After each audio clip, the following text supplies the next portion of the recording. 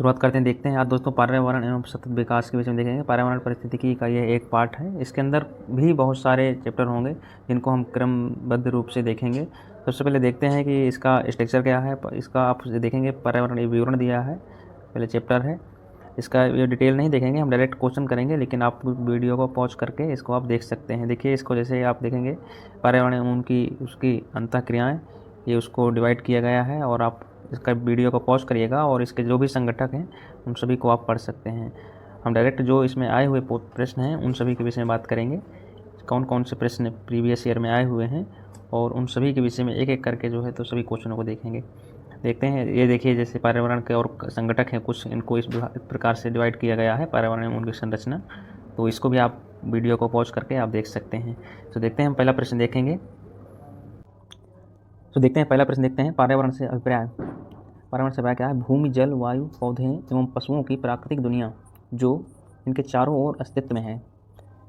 Option B है उन संपूर्ण दशाओं का योग जो व्यक्ति को एक समय बिंदु पर घेरे हुए होती है। ऑप्शन सी है भौतिक, जैविकी, सांस्कृतिक तत्वों की अंतःक्रियात्मक व्यवस्था जो अंतः संबंधित होते हैं। ऑप्शन डी है उपयुक्त सभी। तो सही आंसर क्या हो जाएगा आपका? ऑप्शन डी हो जाएगा। देखते हैं इसका विश्लेषण। विश्लेषण देखते हैं आप सबका जो है, पृथ्वी पर पाए जाने वाले भूमि, जल, वायु, पेड़ पौधे एवं जीव जंतुओं का समूह जो हमारे चारों ओर हैं, सामूहिक रूप से पर्यावरण कहलाता है। पर्यावरण के ये जैविक, अजैविक और जैविक घटक, अजैविक और जैविक संगठक आपस में अंतःक्रिया भी करते हैं। ये संपूर्ण प्रक्रिया एक तंत्र के रूप में संचालित होती है जिसे पारिस्थितिकी तंत्र के रूप में परिभाषित किया जाता है। पर्यावरण संरक्षण अधिनियम 1986, ये आपका इंपॉर्टेंट होगा, 1986 के अनुसार पर्यावरण किसी भी जीव के चारों तरफ घेरे भौतिक एवं जैविक दशाएं हैं और उनके साथ अंतःक्रिया को सम्मिलित करता है। देखते हैं अगला प्रश्न देखते हैं, पर्यावरण किससे बनता है? सो ऑप्शन है जीवी घटकों से, ऑप्शन बी है भू आकृतिक घटकों से, ऑप्शन सी है अजैव घटकों से, ऑप्शन डी है उपयुक्त सभी। तो सही आंसर क्या हो जाएगा आपका? उपयुक्त सभी। देखते हैं इसका विवरण देखते हैं। पर्यावरण एक अविभाज्य समष्टि है तथा जैविक एवं अजैविक तत्वों वाले पारस्परिक क्रियाशील तंत्रों से इसकी रचना होती है। पर्यावरण के 3 संगठक हैं।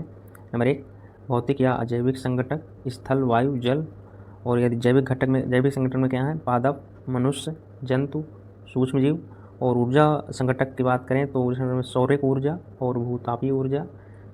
अगला देखते हैं, अगले में देखेंगे कि इसके नेक्स्ट चैप्टर कौन सा है। तो धारणीय विकास या सतत विकास है। इसके विषय में देखते हैं। इसके विषय में देखेंगे कि इसका पूरा हम पहले विवरण देख लेते हैं।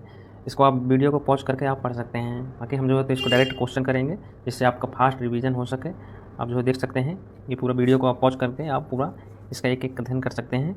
लेकिन हम जो है तो फास्ट रिवीजन करना है, इसलिए जो है तो हम क्या करेंगे, आप केवल अभी क्वेश्चन पर डिस्कशन करेंगे। बाकी आप वीडियो को पॉज करिएगा और इसके बाद आप जो है आप इसका रिवीजन करते रहिएगा। नीचे 2 कथन दिए गए हैं जिनमें एक को कथन ए तथा दूसरे को कथन आर कहा गया है। कथन ए देखते हैं, सतत विकास मानव समाज के कल्याण हेतु महत्वपूर्ण है। ऑप्शन कारण भी कहा गया है, सतत विकास से अभिप्राय ऐसे विकास से है जो भावी पीढ़ियों की ज़रूरतें पूरी करने की योग्यता को प्रभावित किए बिना वर्तमान समय की आवश्यकता पूरी करे। नीचे दिए गए कूट में से सही उत्तर का चयन कीजिए। तो जो कारण है वो सही कहा जा रहा है, लेकिन देखते हैं तो सही आंसर क्या हो जाएगा आपका। देखिए कारण आपको देखना है ऑप्शन में ए तथा आर दोनों सही हैं तथा आर कथन ए की सही व्याख्या करता है, या फिर बी ऑप्शन में है ए तथा आर दोनों सही हैं परंतु आर कथन ए की सही व्याख्या नहीं है।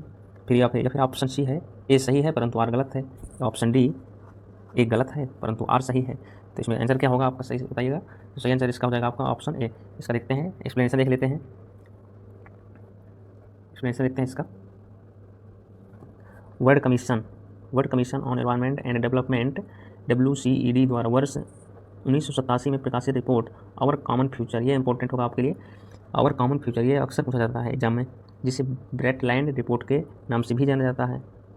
के अनुसार सतत विकास से अभिप्राय ऐसे विकास से है जो भावी पीढ़ियों की ज़रूरतें पूरी करने की योग्यता को प्रभावित किए बिना वर्तमान समय की आवश्यकता पूरी करे। इसका तात्पर्य है कि मानव समाज का सतत भविष्य तथा सुनिश्चित हो सकता है, जबकि आर्थिक गतिविधियों और मानव कल्याण के समर्थन हेतु आवश्यक जैव भौतिक और सामाजिक परिस्थितियों पीढ़ी दर पीढ़ी पोषित या संग्रहित की जा सकें। इस प्रकार प्रश्नगत कथन एवं कारण दोनों सही हैं तथा कारण कथन की सही व्याख्या है। अगला प्रश्न है, धारणीय विकास किसके उपयोग के संदर्भ में अंतरपीढ़ीगत संवेदनशीलता का विषय है? सही आंसर क्या हो जाएगा आपका?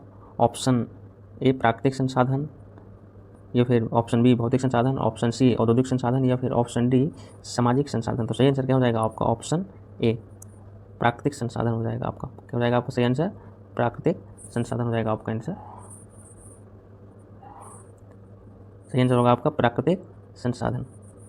इसका एक्सप्लेनेशन देख लेते हैं।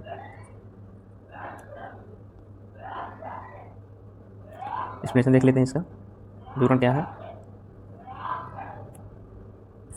धारणीय विकास की वह धारणा है जिसके तहत वर्तमान की आवश्यकताओं के साथ साथ भविष्य की आवश्यकताओं को भी ध्यान में रखा जाता है। धारणीय विकास प्राकृतिक संसाधनों के उपयोग के संदर्भ में अंतरपीढ़ीगत संवेदनशीलता का विषय है। धारणीय विकास का मुख्य उद्देश्य पृथ्वी के प्राकृतिक संसाधनों का न्याय संगत उपयोग, संरक्षण तथा उचित प्रबंधन करना है।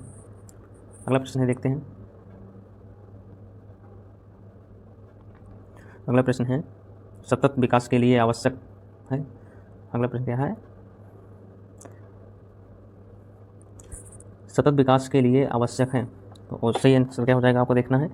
ऑप्शन ए है जैविक विविधता का संरक्षण, ऑप्शन बी है प्रदूषण का निरोध एवं नियंत्रण, ऑप्शन सी है निर्धनता को घटाना, ऑप्शन डी है उपयुक्त सभी। सही आंसर क्या हो जाएगा आपका? ऑप्शन जो है आपका हो जाएगा डी उपयुक्त सभी। ये सभी इसके प्रमुख कारण हैं। तो इसको देखते हैं, एक्सप्लेनेशन देख लेते हैं। सतत विकास के लिए जैविक विविधता का संरक्षण, प्रदूषण का निरोध एवं नियंत्रण तथा निर्धनता घटाना सभी आवश्यक है। आर्थिक विकास और पर्यावरण सुरक्षा के मध्य एक वांछित संतुलन बनाए रखना ही टिकाऊ विकास या सतत विकास है। वर्तमान राजनीतिक परिदृश्य में यह एक भूमंडलीय दृष्टिकोण बन चुका है। टिकाऊ विकास की जो अनिवार्य शर्तें हैं वे सूचना की उपलब्धता पर आधारित होती हैं। देखते हैं अगला प्रश्न। अगला है देखिए प्रकृति में कार्बन चक्र व जल चक्र, जैसे हम देखेंगे नेक्स्ट टॉपिक पर। और इसके बाद हम देखेंगे कि प्रकृति में कार्बन चक्र व जल चक्र, इसके बाद देखेंगे कुछ वायुमंडल से संबंधित प्रश्न होंगे, फिर इसके बाद कुछ संस्थानों से संबंधित होंगे, इसके बाद सस्टेनेबल डेवलपमेंट धारणीय विकास के भी क्वेश्चन होंगे। इन सभी के विषय में बात करेंगे, तब कहीं आपका जाकर जो होती है चैप्टर फिनिश होगा। तो बने रहिएगा। यदि वीडियो अच्छा लगे तो लाइक एंड सब्सक्राइब अवश्य करें और मिलते हैं नेक्स्ट वीडियो पर।